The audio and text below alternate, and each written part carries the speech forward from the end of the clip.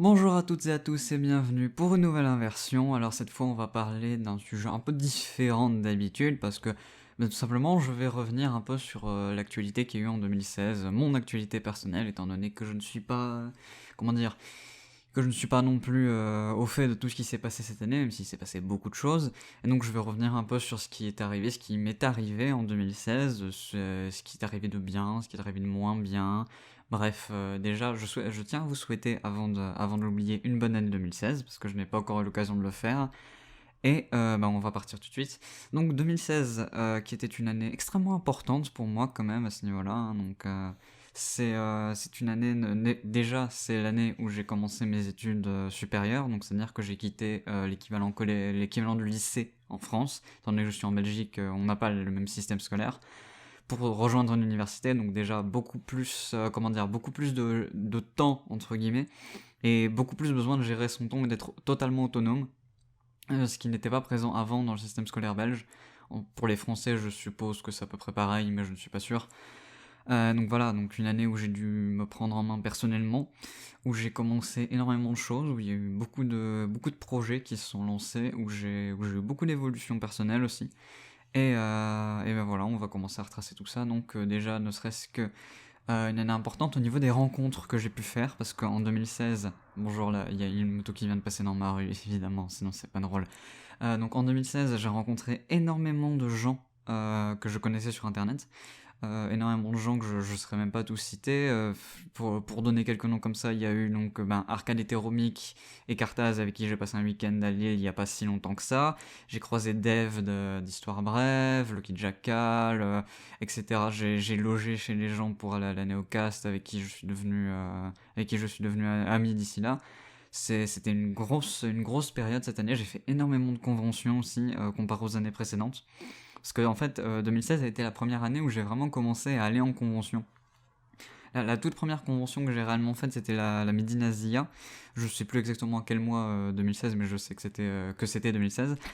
Et j'ai pas arrêté depuis. J'ai continué avec la Neocast, avec la Japan Expo, même si j'ai pas pu faire tout ce que je voulais à la Japan Expo et que je ne pense pas retourner à la Japan Expo parce que c'est extrêmement énorme comme convention et c'est pas du tout un endroit qui me plaît. Je suis pas du genre à aimer les endroits avec énormément de monde tout le temps, tout plein de... J'ai du mal avec ça. Donc je ne pense pas que je la referai, mais c'était une expérience à vivre. C'était aussi l'occasion d'aller loger quelques jours chez des amis. Donc ça fait toujours plaisir parce que ça permet de voir des gens IRL qu'on n'a pas l'occasion de voir en temps normal. Donc voilà, c'est quelque chose que j'ai adoré faire. C'est quelque chose que je referai sûrement au niveau de conventions plus petites. Alors je sais pas au niveau de la Néocast l'année prochaine, parce que je sais même pas s'il y aura une troisième édition. Donc voilà, c'est pour dire à quel point je suis au courant de rien là-dessus. La Medinasia, je la ferai très très très probablement cette année.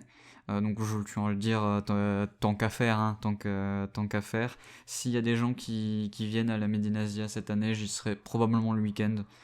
Soit le samedi, soit le dimanche, sûrement le samedi. Mais bon voilà, comme ça vous êtes au courant. Donc voilà. Et sinon, Japan Expo, je ne la ferai plus. Et il n'y a pas d'autres conventions proches de chez moi. J'aimerais énormément un jour aller au Geek Ferries. Sauf que le plus gros problème par rapport à ça, c'est que c'est en plein pendant mes examens. Et donc c'est tout simplement impossible. Autant si c'était après ou avant mes examens, je le ferais sans vrai souci. J'arriverai à m'arranger pour trouver un timing pour dire de pouvoir y aller. Mais comme c'est en plein milieu, que c'est en règle générale pas des examens faciles, les examens d'université, je peux tout simplement pas le faire. Et ça m'énerve parce qu'apparemment tout le monde me dit du bien des Geek Ferries, tout le monde me dit que c'est une très bonne convention. Et donc voilà, ça me fait un peu chier de pas pouvoir y aller. Et donc sinon, à ce niveau-là, on va passer à autre chose plutôt que parler au niveau des rencontres et des conventions que j'ai faites. Au niveau des concepts, parce que l'année 2016 a été assez riche au niveau de ce que j'ai produit sur ma chaîne, même si j'ai produit moins, j'ai l'impression, que l'année précédente. J'ai l'impression d'avoir produit plus de choses différentes, en fait. J'ai fait évoluer le concept des T'en penses quoi, qui est encore bégayant actuellement. Ça a beau faire 2 ans que j'en fais, j'ai pas encore trouvé la forme finale qui me plaît le plus. J'oscille entre plusieurs trucs et il va falloir que je trouve le temps une fois pour essayer des choses. Donc la forme va encore modifier, le fond pas tellement. Je pense toujours rester à ça, à ce niveau-là, c'est quelque chose que je compte rester. Toujours présenter des chaînes que j'aime bien, et pas parler de chaînes que j'aime pas, ou de choses comme ça, parce que y a déjà assez de gens qui le font sur Internet, et que autant parler des chaînes qu'on aime bien plutôt que des chaînes qu'on n'aime pas, parce que c'est du temps que je trouve mieux utilisé. Moi, regarder une vidéo d'une dizaine de minutes de quelqu'un qui me dit oui, mais cette chaîne, ah, ce gars, c'est un connard, oh là là, il fait ça pour l'argent, pendant 10 minutes, très bien, c'est simple en fait, ce genre de vidéo, tu regardes le titre, tu dis d'accord, ce gars-là, il fait des trucs pas bien. Point, je passe à la suite. Alors qu'une chaîne, présenter une chaîne qui est, comment dire, une chaîne qu'on apprécie, je trouve ça beaucoup plus intéressant, déjà parce que c'est plus complexe, parce que c'est toujours un truc que j'ai toujours, enfin que j'ai considéré personnellement comme étant vrai, on a beaucoup plus de facilité à trouver de quoi dire sur quelque chose que l'on n'aime pas que sur quelque chose que l'on aime. En tout cas, c'est ce que je ressens. C'est pour ça que mes temps pour soi sont assez courts en termes de durée de vidéo. Et aussi parce que c'est le meilleur timing, 2-3 minutes en règle générale. On n'a pas besoin de plus pour dire de bien présenter une chaîne. La preuve, il y en a qui présentent des chaînes par paquet de 5 ou de 10 en 5 minutes et ça marche tout à fait bien. Ils arrivent quand même à expliquer le concept et à peu près de la chaîne, même si moi j'aime bien entrer dans les détails. Mais donc voilà, c'est toujours plus difficile et je trouve que c'est un exercice beaucoup plus intéressant et beaucoup plus satisfaisant en fait. Dans un monde de YouTube actuel où la plupart des gens se crachent dessus, où la plupart des gens ne se supportent pas, où la plupart des gens vont essayer de produire du drama en quantité pour dire de créer un buzz ou des choses comme ça, voir des chaînes qui parlent de chaînes qu'ils apprécient, de gens qu'ils aiment bien, de contenus qui sont intéressants, ça fait du bien aussi. Parce que c'est toujours le principe que j'ai suivi, hein, moi, à ce niveau-là, c'est le nivellement le nivellement par le haut. Plutôt que de se dire qu'on va faire en sorte comment dire, de faire descendre des chaînes qui sont déjà très, très haut sur YouTube, on va en faire évoluer des petites qui elles, le méritent. Parce que c'est ça le gros souci actuellement que j'ai avec YouTube, et avec la plupart des critiques YouTube, c'est le fait que quand c'est négatif, on tape sur du gros, pour dire de taper sur du gros, avec souvent une réflexion pas forcément très approfondie derrière. Ça reste en règle générale en surface, parce que comme c'est pas un contenu qui nous plaît, on n'a pas envie de le regarder, donc on n'a pas envie de regarder jusqu'au bout, voir si la vidéo elle est intéressante ou s'il y a un truc en particulier. Donc voilà, c'est...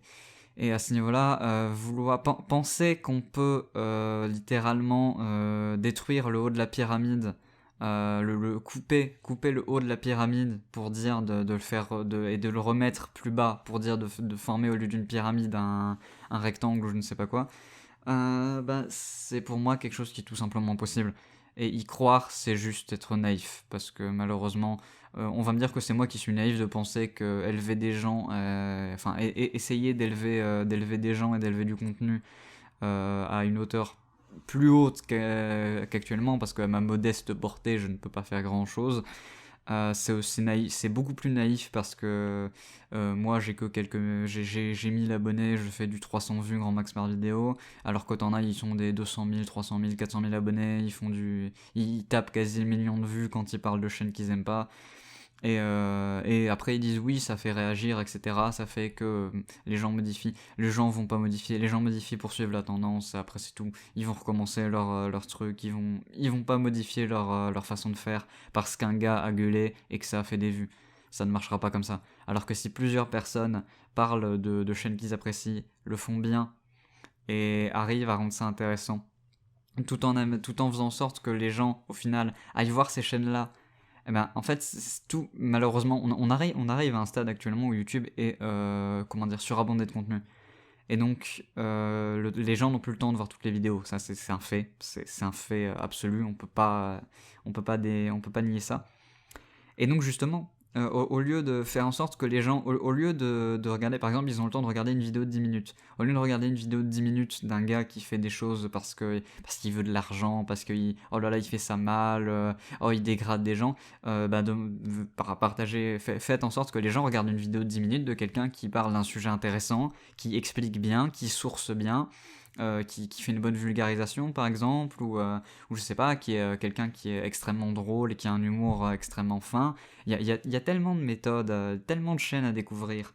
À ce niveau-là, c'est une source inépuisable. Donc pour moi, c'est beaucoup plus utile de faire ça, donc de parler d'une chaîne qu'on aime bien, que de parler d'une chaîne qu'on n'aime pas. Je me rends compte que je me suis totalement perdu dans une parenthèse. C'est juste magnifique. Là, je viens de passer facilement 3-4 minutes à juste parler d'un concept, alors que c'est pas du tout le but. Donc oui, pour revenir à ça, donc les temps pour squat, au niveau de la forme et au niveau du fond, risque de changer, surtout au niveau de la forme, pas énormément au niveau du fond, parce que le fond ne va pas changer, excepté que je vais peut-être arrêter de me donner des limites et tout simplement de parler de n'importe quelle chaîne que j'aime bien, même si la chaîne a 100 000, 200 000 abonnés, même si la chaîne est connue par beaucoup de gens. Je vais juste faire mes vidéos dans mon coin pour dire que si quelques personnes connaissent pas, ça peut toujours servir, ça peut toujours plaire. Et donc voilà, à ce niveau-là. Sinon, au niveau des inversions, les inversions qui sont apparues et que je suis occupé de tourner actuellement, qui me plaît énormément comme concept. J'ai beaucoup de sujets, mais il faut que je trouve en fait l'envie. C'est la première impulsion qui me manque à chaque fois pour dire de tourner un épisode. Mais donc c'est un concept qui m'intéresse beaucoup. Malheureusement, je ne pourrais pas le faire évoluer comme je veux parce que ça viendra pas forcément de... Enfin, ça viendra de moi, mais pas consciemment en fait. Ça sera une évolution au fur et à mesure du temps et au fur et à mesure du fait que je sois de plus en plus, comment dire, à l'aise dans le fait de parler, dans le fait de ne pas avoir de texte, dans le fait de juste regarder une barre de temps qui défile avec... avec ce que j'ai dit devant. Et donc voilà, ça malheureusement, ça évoluera très probablement, pas tant au niveau de la forme qu'au niveau du fond cette fois-ci, mais ça évoluera pas de mon plein gré, ça suivra son cours. À ce niveau-là, je ne peux pas promettre quoi que ce soit. Jusqu'en 2017, il y en aura encore, parce qu'on est actuellement déjà en 2017 et qu'il y en a. Donc voilà. Mais donc à ce niveau-là, ça c'est au niveau des deux concepts principaux. Au niveau des autres concepts, j'en ai lancé quelques-uns cette année, enfin là, en 2016. J'en ai lancé quelques-uns que je ne pense pas continuer actuellement. Peut-être qu'il y aura des épisodes qui vont sortir de temps en temps, mais actuellement je ne me sens pas l'envie en fait de reprendre des vieux concepts. Ou alors il faudrait totalement que je les refasse. Et ça me prendrait du temps. Et le temps actuellement, j'en manque un peu. Je vais pas vous mentir qu'actuellement, avec les examens qui approchent et qui commencent la semaine prochaine pour moi, j'en manque un peu. C'est pour ça que vous n'aurez sûrement pas de vidéo. Enfin, vous en aurez peut-être si j'ai le temps d'en tourner, mais vous ne vous attendez pas non plus à avoir des vidéos toutes les semaines comme je l'avais prévu de base, parce que c'est une période qui va être difficile jusqu'à la fin du mois de janvier à peu près. Et donc voilà, c'est quelque chose qu'il faut prévoir, c'est quelque chose que je dis.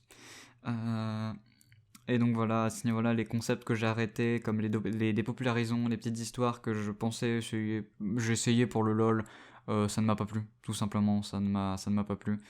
Je les ai arrêtés, les dépopularisons, parce que je n'ai plus l'inspiration à ce niveau-là, j'ai plus non plus l'envie en ce moment de retourner sur ce concept-là, même si j'aimais beaucoup ce concept, même s'il y a eu que 2 épisodes, mais je trouvais ça intéressant. Mais le problème, c'est que en fait, ça me force à me bloquer dans comment dire, dans un type d'écriture, dans un type de contenu, et j'ai pas envie. Ça, j'ai pas envie. C'est pour ça que j'ai lancé les inversions. C'est pour parler de ce que je veux. Là, je parle beaucoup de YouTube en ce moment parce que j'ai beaucoup de sujets en lien avec YouTube et que j'en ai envie. Mais je prévois normalement le prochain épisode qui sera peut-être sur du jeu de rôle ou des choses comme ça où je vais expliquer un peu des choses personnelles, tout simplement, mon approche par rapport à certains médias, à certains jeux, à certains types de contenus. Et voilà, c'est pour ça que j'aime beaucoup les inversions, c'est pour ça que ça s'appelle inversion, parce que ça permet de faire le contraire de ce que je fais d'habitude, de parler de tout et n'importe quoi en fait. Et donc voilà, c'est pour ça que j'aime beaucoup ce concept, c'est pour ça que ce concept va très semblablement continuer en 2017. Je sais pas s'il va continuer en 2018 parce que je ne sais pas de quoi l'avenir sera fait. Peut-être que d'ici quelques mois, ma chaîne, j'arrêterai de faire des vidéos parce que j'aurai plus envie, parce que j'aurai plus de sujet ou quoi que ce soit. Mais voilà, je pense que. Je pense pas que c'est un concept que j'arrêterai de sitôt. Sinon, oui, il y a une évolution. J'ai une grosse évolution en règle générale au niveau du contenu, au niveau de ma façon de voir le contenu aussi. Mais il y a une évolution globale aussi au niveau de YouTube, et donc ça il faut suivre, hein. Bon, apparemment, soit j'étais trop précurseur, soit j'étais pas dans le mood, ou soit j'étais pas assez, comment dire, putaclic pour dire de monter avec la vague des youtubeurs critiques, mais bon, ça me dérange pas plus que ça. Parce que je n'ai pas vraiment envie d'être associé à eux, hein, je vais pas vous mentir. C'est pas des gens que j'apprécie particulièrement, c'est pas des gens sur qui je vais cracher gratuitement, parce que, oh là là, c'est méchant ce qu'ils font. Pour moi, ils font pas ce qu'ils... Ils font pas... En fait, ils font du contenu par rapport à YouTube, sans vraiment se demander ce qu'il faudrait sur YouTube. Il parle de chaîne YouTube, il parle de drama, il parle d'actualité sur YouTube, il parle de concepts sur YouTube, mais il se pose pas la question de derrière, de ce qu'il y a en fait, de pourquoi ça évolue, pourquoi il y a ça, et surtout de pourquoi en fait il y a un intérêt à en parler. Moi, si je fais mes T'en penses quoi, c'est parce que j'ai envie de faire en sorte que des chaînes évoluent, que des chaînes avancent, que des petites chaînes ou moyennes chaînes aient des fois plus confiance en eux, parce qu'il y a aussi beaucoup de chaînes YouTube qui débutent et qui ne croient pas en elles-mêmes en fait, et des fois il suffit d'une impulsion de quelqu'un d'autre pour dire de les faire vraiment, vraiment avancer. Et voilà, moi, en fait, je sais ce que j'ai envie de faire avec YouTube. J'ai une rigueur à ce niveau-là, je m'y tiendrai, j'ai une éthique, j'ai envie de dire, même si c'est pas vraiment le terme que je devrais employer, mais bon, vous me comprenez. Donc voilà, j'ai une éthique, j'ai une rigueur, et donc c'est pour ça que je risque peut-être de faire des vidéos avec des titres un jour putaclic ou quelque chose comme ça, mais à chaque fois, je n'arrive plus à parler, c'est magnifique, à chaque fois que je le ferai, il y aura toujours quelque chose derrière. Je ne ferai jamais une vidéo, par exemple, sur le Raptor dissident et le clash Raptor dissident Mathieu Sommet ou quelque chose comme ça, juste pour dire, ah bah en fait je vais résumer l'affaire et donner mon point de vue. Non, je vais toujours essayer de voir ce qu'il y a derrière. Par exemple, le fait que peut-être Mathieu Sommet, étant donné que c'est un, j'invente un truc au hasard. Étant donné que c'est un assez vieux, en fait, le Raptor pourrait théoriquement, il pourrait être vu comme un jeune un peu encore naïf, entre guillemets, au niveau de ce qu'il peut faire. Et donc, bah, justement, le fait que des youtubeurs à la fois plus hauts, entre guillemets, que lui, et plus anciens, le remettent en question, ça va peut-être lui donner justement l'envie, au contraire comme il a fait, de contre-attaquer, pour des fois dire n'importe quoi, ou je pars dans une pseudo-analyse, mais en fait, il y a tellement d'analyses possibles d'un seul conflit, il y a tellement de possibilités que juste dire ah bah en fait il s'est passé ça, il s'est passé ça, et voilà mon avis sur l'affaire. Voilà pour moi qui a raison, qui a tort, ou quelque chose comme ça. Pour moi, c'est juste pas intéressant de faire ça. Et donc, moi, je vais toujours, si j'essaye de parler de quelque chose, je vais toujours soit mettre ça en lien avec un quelconque domaine de YouTube, soit mettre ça en lien avec la création ou quelque chose comme ça. Par exemple, je sais pas, si je devais parler de. Bah, si je devais parler du Raptor, je pourrais peut-être parler au niveau de l'écriture, au niveau de la création en fait, de ces concepts, et au niveau de comment il a réussi à construire cette image que les gens ont de lui, et comment il s'en sert pour comment dire, continuer son image. Mais là, j'entrerais plutôt dans ce qu'a fait Denis Caligula, pour faire simple. Denis Caligula qui a fait une très bonne vidéo, je trouve. Elle dure 40 minutes sur ce sujet, mais elle est très intéressante si vous voulez un peu avoir un vrai point de vue approfondi. Et donc voilà, à ce niveau-là, donc je me suis encore égaré, excusez-moi. Au niveau de mon évolution, donc oui, il y aura de l'évolution, il y aura peut-être des nouveaux concepts, il y aura pour dire en fait, ça c'est une base que je compte garder, mais T'en penses quoi continueront de toute façon. Peut-être pas sous la forme actuelle connue, je pense garder le nom parce que c'est un nom que je me suis attaché à force. Mais voilà, mais T'en penses quoi en fait, ça je l'ai déjà dit sur Twitter, mais je le redis quand même en vidéo. Mais T'en penses quoi mourront en même temps que ma chaîne. Parce que pour moi c'est le concept qui a débuté ma chaîne et c'est le concept avec lequel je m'associe le plus actuellement. Même mes inversions me permettent de parler de beaucoup de choses, mais c'est pas encore le concept qui me définit. Les T'en penses quoi me définissent la quasi-totalité de ce que je fais. Parce que c'est l'émission où j'ai le plus d'épisodes, c'est l'émission où j'ai le plus eu d'avancées en 2 ans, parce que ça fait 2 ans que je le fais. Donc voilà, tout ça c'est beaucoup, et je compte bien continuer, continuer à le faire évoluer, et continuer à faire évoluer ma chaîne en règle générale, à faire évoluer mon contenu, à améliorer mon contenu, à aussi améliorer mon matériel lorsque je le peux, parce qu'actuellement filmer avec un téléphone, c'est pas trop ça, excusez-moi, j'ai un renvoi actuellement, c'est assez chiant, et actuellement il faut aussi que je fasse quelque chose depuis très longtemps, m'acheter un putain de filtre anti-pop, parce que ça c'est quelque chose que je n'ai toujours pas sur mon Blue Yeti, et ça se ressent sûrement au niveau des vidéos, au niveau de la voix, mais bon, ça il faut que je le fasse, il faut que je trouve l'argent pour, parce qu'actuellement c'est un peu la galère même avec les fêtes de Noël, et voilà. Et donc 2017, j'espère en tout cas que ce sera je pense que ce sera une très bonne année, j'espère qu'elle la sera pour vous aussi, même si 2016 n'a pas été génial à votre point de vue, vous en faites pas, 2017 ça ira probablement mieux. Si 2016 a été très bien pour vous, 2017 ça devrait aller aussi. Donc voilà, il faut essayer d'aborder l'avenir avec avec optimisme. Parce que malheureusement, il y a déjà suffisamment de gens et les médias qui essayent de nous dire que au final, le monde est pas si bien que ça, alors que quand même on vit dans une époque où on a beaucoup de chance et on s'en rend pas forcément compte parce que tout simplement on est tellement biaisé, qu'on pense tellement uniquement à notre point de vue qu'on n'arrive pas à voir le monde extérieur. Je me rends compte qu'on a déjà dépassé la vingtaine de minutes. Je pense que je vais m'arrêter là, parce que je n'ai actuellement plus grand chose d'autre à dire. Et donc je vous souhaite une bonne année, un bon retour en cours pour certains, je pense, parce que je pense qu'en France les cours ont déjà repris. À bientôt pour une prochaine vidéo. Allez, à plus.